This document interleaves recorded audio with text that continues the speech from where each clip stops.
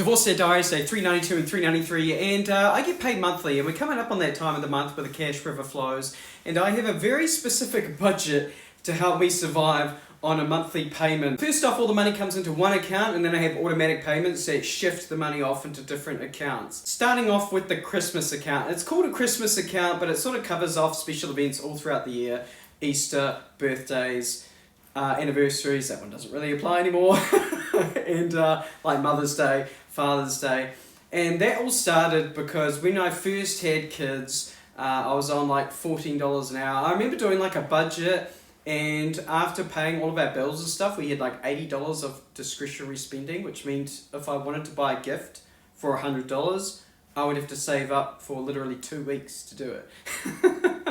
So I set up an account where I would squirrel away a little bit of money each week. Next off, I have an insurance account. I realized that there were some companies that would give you discounts if you paid your insurance like quarterly or annually. So I have set up my insurance payments to be annual, but I realized there was like no way in heck that I was going to be able to like just pay an annual bill. When I set this up, I was still getting paid weekly, so I squirreled away a little bit of money every week. Next up, I have a bill account. This one is specifically for paying like things like power, electricity, phone, TV. It's all the stuff that comes out monthly. So again, when back in the day when I was getting paid weekly, on the weeks where I would have like internet and power, I'd always be super broke. So again, I set up a little account to squirrel money away. At the moment, I put about $500 a month in there, and it's way too much. The whole point is because I don't change it throughout the year, so I don't want to have to be putting more in there in winter to cover the higher power bill. So I just put a flat amount in there, and it sort of works as a secondary savings account. Next up, I have something called the off-pay week account. So I went from getting paid weekly to getting paid fortnightly, and what I realized at that point is that I did not have like the impulse control to be able to make fortnightly pay last for a fortnight. So what I would do is I would get that money, and then I would have an automatic payment that would transfer it out to the Christmas account, the insurance account, the bill account, and then whatever was left over, I would divide that by half, send half of it to the off-pay account, keep half of it in my spending account, and then a week later, I would transfer that half back into my spending account. So I was effectively paying myself weekly. I still do that now. I get my monthly pay in, it goes to those accounts, what's left over goes to the off-pay account. And this would be like the logical place to end there, but the madness does not stop, because I am constantly been refining this process. I've been like the finances guy when the first wife and I were together, and every time we would run into a hiccup, I would just sort of start another account. So we're still going. We've got some more to go through. Next up is the cheer account. So I've got an account for ad hoc payments, annual payments, monthly payments. What about term payments, quarterly payments? So when my daughter started cheer, I would have to make a payment, at the start of every term. So again, that was a bill that's on a different cadence from everything else. So I set up an account specifically for cheer, and now that also covers like swim lessons and just extracurricular activities in general. I then also set up another account. How much are we up to at this point? 6 or something?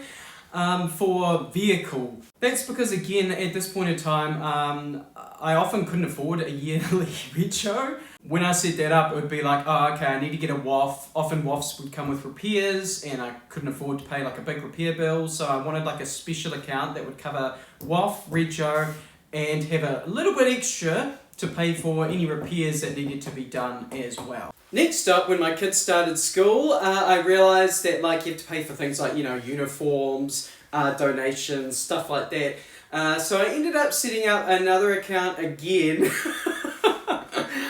specifically to cover that sort of thing. I don't put much money in there. I think I only put about like $20 a month or something like that, which is about $250 a year.